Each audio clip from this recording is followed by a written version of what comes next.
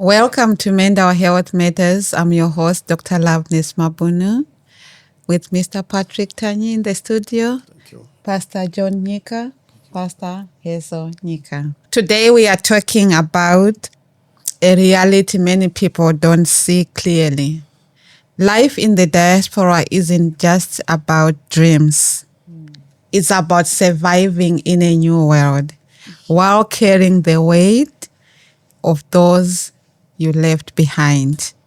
So many people in the diaspora sacrifice their own mental health, physical health, and happiness just to make sure that our family back home is okay. But here is the question: who takes care of them? This is the topic we are going to talk about.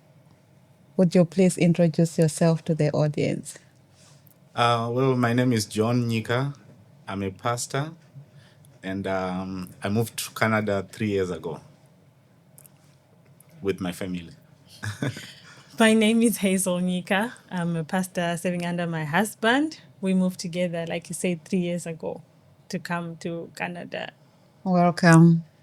Thank Patrick? you. Yes, my name is Patrick Tanyi, mental health counselor and psychotherapist.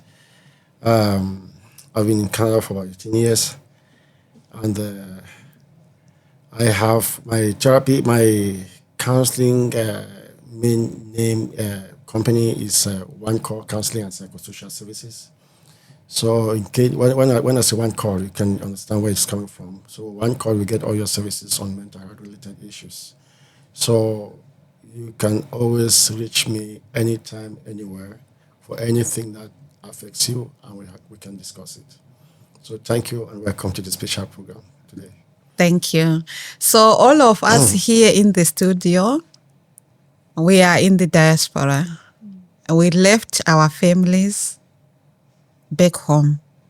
So we are here to talk about the untold stories, the silence that many people don't talk about, especially our experience that we go through here in the diaspora. So when people think of the diaspora, they often imagine success and money. So from your experience, Mr. Tanyi, what are the hidden side of the story? The hidden side of the story is ignorance, and the ignorance back home is because of the dishonest information that we passed on to them about life in the diaspora. In raw language, we say telling lies. We tell a lot of lies to paint a picture that everything is rosy, and that has a major impact on you working so hard to keep them up because you want to show off the good lies you told them. But it is also our responsibility to support our family back home, because out here in the diaspora, we have more advantages of success. When you're intelligent academically or you're an engineer whatsoever, it looks better than back in Africa. That's the truth. Here we live in a society that is structured and very formal.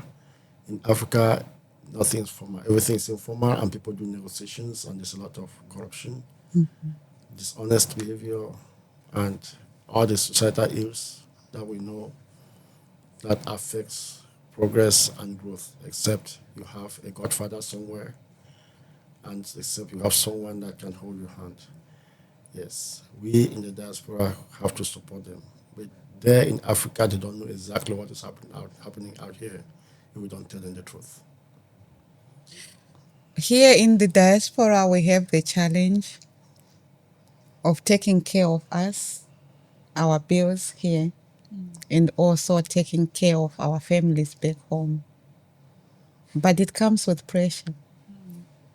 What are some of the challenges that you face, especially when you are dealing with family back home? The challenges that I personally have faced, and from the people that I've spoken to, The challenge is it comes to understanding. You explain to somebody who is back home, they will just think that you just don't want to assist them. Yes. Because in their mind, they think once you step your foot in diaspora, there's a tree somewhere that you'll be plucking out money. So they don't know that there's a process of settling. You need time to settle. You need time to fix your paperwork. You need time to look for employment. The cost of living here is much higher compared to in Africa. So if you explain that to somebody who is in Africa, who has never been to any other country except their country of origin, they will just think that these are just mere excuses that he doesn't want to help us. How does that constant pressure of sending money back home affects people abroad mentally? It plays a very big part. It's very difficult, if I may say, because when you arrive in a new environment, especially from an African background to a Western world, you are having a cultural shock to start with. You are having language barriers, even though sometimes you're speaking English, it can be different dialects of English, so to understand each other can be difficult. You are having time differences, problems, like even the weather itself. Some people go through depression just because we're coming from a hot environment. You come here, you just get a glimpse of cold and you lose it, because scientifically there's a part that the sun actually plays in our lives. So when we're coming from Africa and we don't realize what to do to boost ourselves mentally, this affects us. People end up going through anxiety, depression, feeling helpless. You don't know yourself anymore. You can actually go through what we call cultural crisis, or even midlife crisis, if I may say. So such things, people are actually suffering for this. So sometimes we have the pressure of sending money back home, taking care of our families. And sometimes when they need something, they will constantly ask, like, did you send the money? Did you send the money? And then after you send the money, sometimes you will not see any text message. Yeah. Sometimes you not hear from anyone to say, thank you, we have received the money. All you hear is silence. You are the one who have to follow up to say, Yeah. did you receive the money? Yes. Then they'll say, oh, yeah, we were busy, we forget to tell you. But before, when they're asking for money, they are not busy. They are nagging you constantly. So do you think also guilt plays a role, that maybe if we don't abide by what they are doing to us, because it's like a repetition. We keep on doing it like that. Would guilt play a role in us, that we feel like if we don't do it or if we don't oblige, then maybe I'm not doing the right thing? Yes, of course, guilt will play a role because you feel it's your responsibility. Sometimes those responsibility, they don't have to force you. You know your background, you know where you're coming from. No matter the fact that they are not even appreciating or recognizing after you send the money. The issue here is just that's the behavior. I think I'm so impressed getting this feedback from you guys, even though we come all from Africa but from different countries. It's a spiral that hits everyone, all of them. It's That's black what- text. Yes. Yeah. It's a spiral. It's a cobweb that is all around them, and so which makes me feel like, okay, so these people also have same problem like the other side. I know. Yes, I hear a lot from people from Ghana, Nigeria, Liberia, Sierra Leone, Cameroon, and with Cote d'Ivoire. Most of them is similar. It's everything which is just same. Those people, they're just cousins to each other. So this behavior is normal. So the issue of guilt here, to come back to your question, guilt, yes, because except your heart is so strong like a stone, you normally have to sometimes say, I know they're still doing this, but I will just give. Sometimes you just give because you know where you're coming from. And you know what the impact of $100, what $100 can do for those people, for the person or for the family you're sending. So, however, that notwithstanding, besides every good side of the guilt, sometimes you get fed up. Yeah. Yes. Everything has its own time. You get fed up and maybe you shut down also. I will not do anything. Give them some time. They will keep on hitting, calling, texting, or saying or whatever they want to say. And then they will send your name to another cousin, another uncle. She's not doing this, he's not doing that. Oh, he's so quiet. What's wrong with him? Since he spoke to me more than 10 years, more than 8 years, or 3 years, or 5 years, whatsoever. So sometimes you also, irrespective of your guilt, you also come to hit the wall. You hit the wall. I say, okay, I just have to take off some time for myself also. Yeah. So Yeah, because if we are not careful, it's like too much pressure on us, and which won't be good and healthy for us. Because I know we have one of our friends, she's someone who is giving and loving. She takes care of all her siblings, her sisters back home, but to such an extent that we had to intervene at one point because she works so hard, shift after shift. She would work night shift from 7 to 7 in the morning. And then from 7 in the morning, she's not going home to sleep. She's going for another day shift. So it's like the whole week she will carry clothes in the car, in the trunk, so that she will move from one job to another without even going home, without even getting rest. So you could see that her health was deteriorating because she was overworking herself. So we had to intervene and say, you need to sleep, you need to rest, you need to take a break. But her reason was always to say, because I have a burden. I have this child in boarding school, and this other one is in boarding school, and this other one is now in college, and this one is now in this, and this one also, my sister is not feeling well in this one. So it's like she carries the whole village that she has to support everyone. But it was overwhelming her that even when she's sick, she would still say, I'm going to work because I have to pay all these bills for herself and also for the family back home. But would it be selfish for us to take care of ourselves before we send money home? No. In as much as we were raised to think that when you say I, or when you take care of yourself, you are being selfish, because this is the African way we were raised. You have to take care of others first before yourself, which is good. But at the same time, we have to remember that you also need to feed the body that works. So let's say, for example, you are working, and you are giving out. It will come a time where you do not have anything out of yourself to give anymore. And it then leads to one suffering mental health problems, and you end up giving out anger. You end up despising your own family, despising your own life. So it's not selfish to take care of yourself. I think when one is fulfilled, that's when we can overflow. That's my view. As a couple here, you may help us to understand, does this pressure of sending money back home or taking care of our families back home affect your relationships? Because you have your own people from your own side, he has his own people from his own side, but because you are a couple, it means they are both of your families.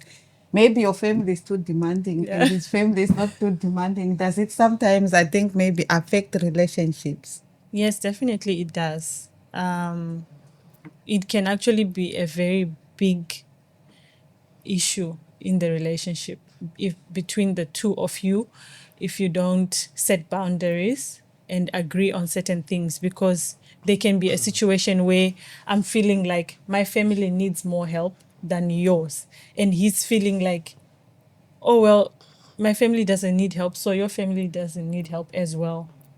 So like I would also want him to respond because it's a very complex situation, and it can bring out hatred in families, splitting up. It's very complicated. I think you need to help me on this one. It's complicated. Yeah, it's true. Like she said, that you need to set boundaries, and also depending on the need, because sometimes you balance both families, but sometimes there's a need that arises one side of the family. So you can't say because I'm sending this side, I have to send that side. But it all comes to what you have agreed as a family, and also family first, which is your immediate family, not the one you are coming from, but the one you have, the one that you are you are catering for. So self-care plays a very important role, that you don't have to neglect the family that you have, feeding the family that you left behind. There's a time that I realized that I was not even spending that amount of money on myself or on my wife or on my daughter compared to the money that I was sending back home. I said, this is an error. It needs to be stopped, and it needs to be changed. Because sometimes you end up sending even $100, but for yourself, you look for shops that they sell things that are cheaper, just in order for you to accommodate yourself. But you're sending more back home. And sometimes they look at who is weaker among you. Yes. They will go to the weaker person. Yes. So you find that sometimes they will come to you, or else they will ask if you don't communicate, then you send, they'll come again, you send. We have one person in the family, like you would ask 5 for all of us in the diaspora. And then by the time you talk, it's too late, because you realize, he talked to me, I sent. He talked to me about the same problem, I sent. And he would not even mention to say, I was given the money by auntie. You keep on asking everyone. And at the end of the day, if you need $100, you'll end up with $500 Yes. because people are not communicating, or maybe the other one is a weaker person. Yeah. So And also, I think it's something that is creeping a lot of people who are back home, because they are now reluctant to do things for themselves back home, because they know if they are in a crisis, they know who to call. Like I had a situation whereby one of my siblings, every time she kept saying, could you help me? Could you help me? Oh, borrow me this amount. I'll give you back. It won't come Although back. I know that it won't come. It won't. Then it came to a point that I said, okay, let's start up a business for you. When she heard about the business, she didn't want to do business. So I said, if I'm in a crisis and you have a business, even though I'm in diaspora, I can be able to call out for help, and you can be able to help me. But now you are milking from me, but I'm in a position that I can help you to set up a business. But to do that business, you don't even want to. And it becomes a cycle, because once you start giving, people back home will start lying to you. They go to that extent of calling you, I'm very sick, I'm in the hospital right now, I need money. And because of guilt again, you end up sending it. Sometimes because they know, okay, if we call our brother and sister that are there, they're going to give us rental money. So once this month is done, next month again, it's a process. Like John was saying, they become reluctant. And so that cycle, it's a never-ending cycle. yeah. Mr. Patrick Tanyi, in many cultures, migration comes with unspoken obligations. How does these cultural expectations add stress to people abroad? Yes, so thank you. There's something that I just want to point out here before, as we move deep into this conversation. We are looking at supporting families back home. We also have to understand that two lines, there's a line we have to draw for two sides. Back home, our families are not only the nuclear type family we have out here. Yes, we have aunties, uncles, cousins, nieces, nephews, family, friends, great grandmother, grandmother, whatsoever. And this obligation to support is not only going to your direct parents or your own siblings, cousins from far away that maybe you don't even know, cousins, children, daughter, son will be calling you as well. So to ask for help. So this is something that is a big issue in our background where we come from.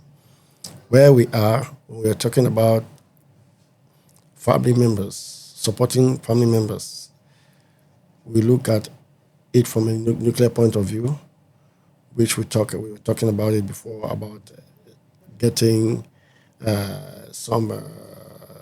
doing self-care, thinking about yourself first, and making sure that you are okay. So before you're thinking of supporting family members, okay. So coming to your question now, the obligations to support families back home, the obligations are not forced. They don't have to convince you. It is innate. It's inside you. And as I said before, it depends also on your background, where you come from. Yes, those from wealthy background, maybe their fathers or parents or family members are ministers, directors.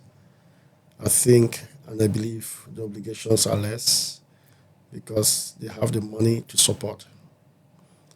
If the family members are good people, I will use this word, because yes, some may be very rich, but they take care all about themselves, to drive luxury cars, build mammoth houses 26 bedrooms that they can sleep only in one room.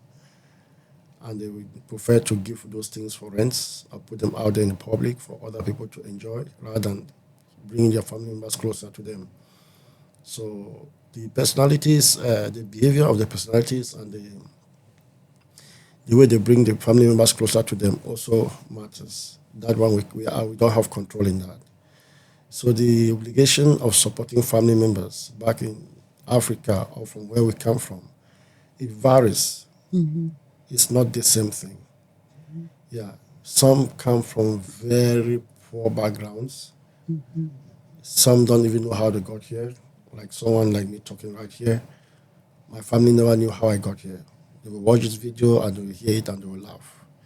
Nobody knew how I got here where I am. It was a long journey. Yes. So it doesn't mean that my family members are wicked. People have their priorities. People see themselves the way they want to see themselves. They have their own plans for themselves. They know what they want to achieve. And they pick and choose what to do with who. You can't force them to sponsor you. You can't force them to give you X amount of money. You can't force them to make decisions for you. So the obligation of supporting these family members, as I just said, cannot be something that we say, yes, we must do, but it depends on your background.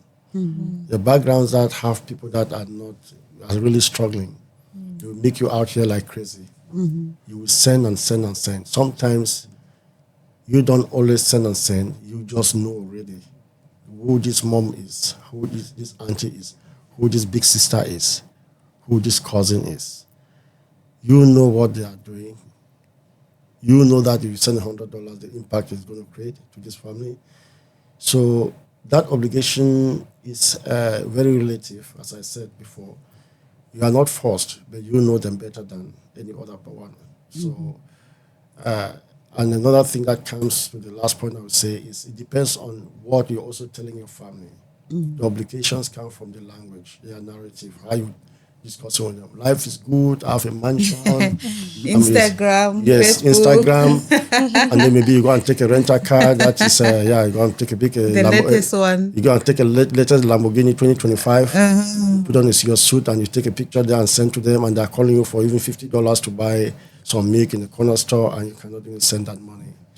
So Facebook also kills a lot with the images that we put up about ourselves. Yeah, so some family members that come from very difficult background, when they see all those things, they're upset. See, look at how we're suffering here, and this guy is over there. Look at he's living a luxurious life.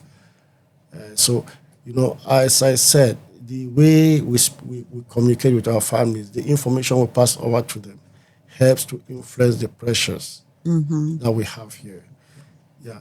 And also your background also over there from where you're coming from also depends. Not all backgrounds will be putting you under duress to send something. Some backgrounds are much better than others. Of Africa or wherever we come from India or from China or from South America, Mexico or Panama or Bolivia, it's a jungle that is survival of the fittest. Yes. The higher you, the more you have godfathers, the more you have people who can push you, you survive. You come from that dead end area where you're living in the squallows in a small neighborhood in the jungle, it's your problem. Survival of the fittest. So the obligations are there, yes, but it is not common for everyone. So how can we set boundaries to those obligations and the pressure without the feeling that we are abandoning our family? Because boundaries, setting them is, however, being honest, telling the truth. Maybe you came here, you're struggling to go to school, you're trying to get a career, and also, besides being honest and telling them the truth, you also have to understand that you have to do justice to yourself. Justice to yourself is what? Taking care of yourself. Understanding that I need to take care of myself. Because when you drop, life will continue for them. Yes. So you have to take good care of yourself. Self-care, a lot, and also build some strong self-confidence in yourself, believing that, yes, I know what I want, I will get back to them. Yes. So setting those boundaries without having those guilt, it comes from you. And you have to understand and know that you have to start to take care of your own self. Yes, start from yourself. Yes, and you are not obliged that you must do what you cannot do. You can only do what you can. And you also have your own things on your table, your own priorities. As a family man, or family, as a father, as a mother, as an uncle, or whatsoever that you have your kids. You have things that are bothering you out here. You have your bills to pay. Take good care of all those things. Focus on yourself and build your bubble first. No matter how tough it is. And it's not everyone who struggles. Yes, some people, maybe they are getting enough money that they can even take care of their families back home. But however, the majority are struggling because it's juggling with two lifestyle. Here with bills and also back home. And also back home is not everyone who is struggling as well. It's not everyone who is also looking for money from us. There are some who are even sending money from back home to us, taking care of us. So the situation varies. But for those who are struggling, we just need the support. Or for those even not struggling but comfortable, but we just need the support so that we won't get too much pressure. We just want our families to understand the situation and the life we go through. Pastor John, if you could speak directly to families back home right now, what would you want them to know or to understand about our life in the diaspora? I would say struggling in Africa and struggling in the diaspora, these are two different scenarios. I would say struggling in Africa is more easier than struggling in the diaspora. In Africa, you can afford to survive the whole month with no money. You have a garden, you have a farm, maybe during the farming season, you had your maize, you can survive. But in the diaspora, everything that you needs money. That's the truth. Yes. You get a day off that is not paid, or maybe you are injured. You are not under any insurance. You know that you are getting yourself in debt in order for you to survive. But in Africa, I know there are some people, some fathers that I know 10 years, 20 years, they are not working, but they are surviving.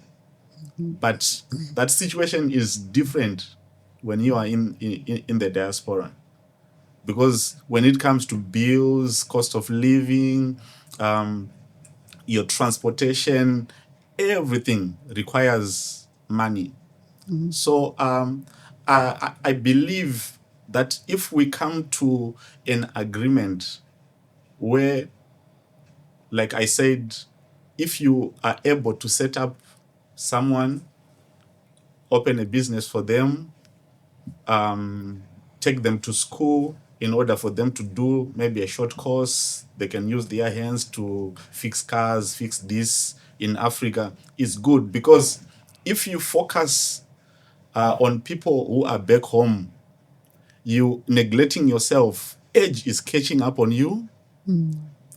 Physical strength is also catching up on you. That is why you realize that there are some people who come to the age of retirement, they don't have anything.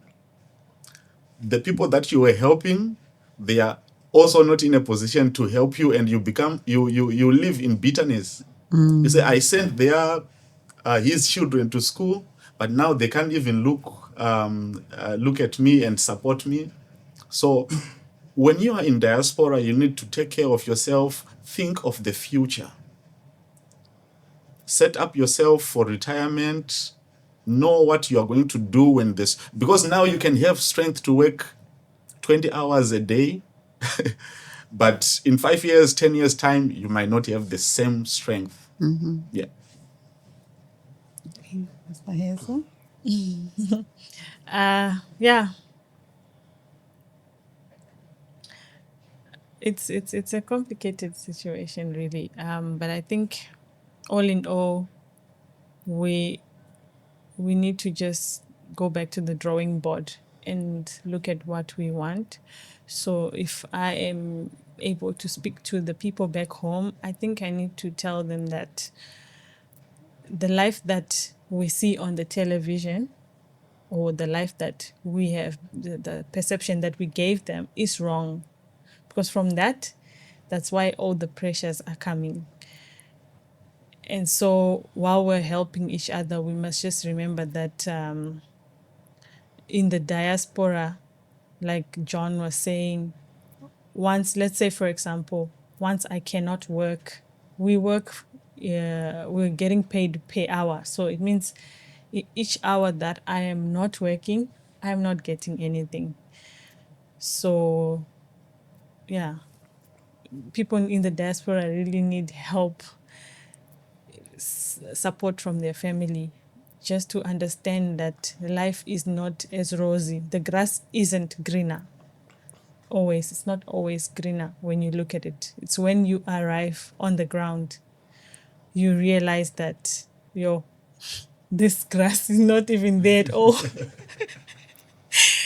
And so, yeah, we need to go back to the drawing board. That's all I can say. Okay, Yeah. thank you. Thank you so much. As you have already said that people in the diaspora, self-care is important to us. We have to make sure we take care of ourselves first so that we can be healthy mentally, physically, and emotionally. What would be your last words to our audience? Yes, my last word to our audience. Yes, for those in the diaspora, I will start with you first. I think if you're out here juggling so many jobs to put food on the table, to pay your bills, and send your kids to school, or taking care of yourself if you're single, know that you have to put yourself first. Yes. In every coffin, only one person can go in there, not two. So you have to take care of yourself.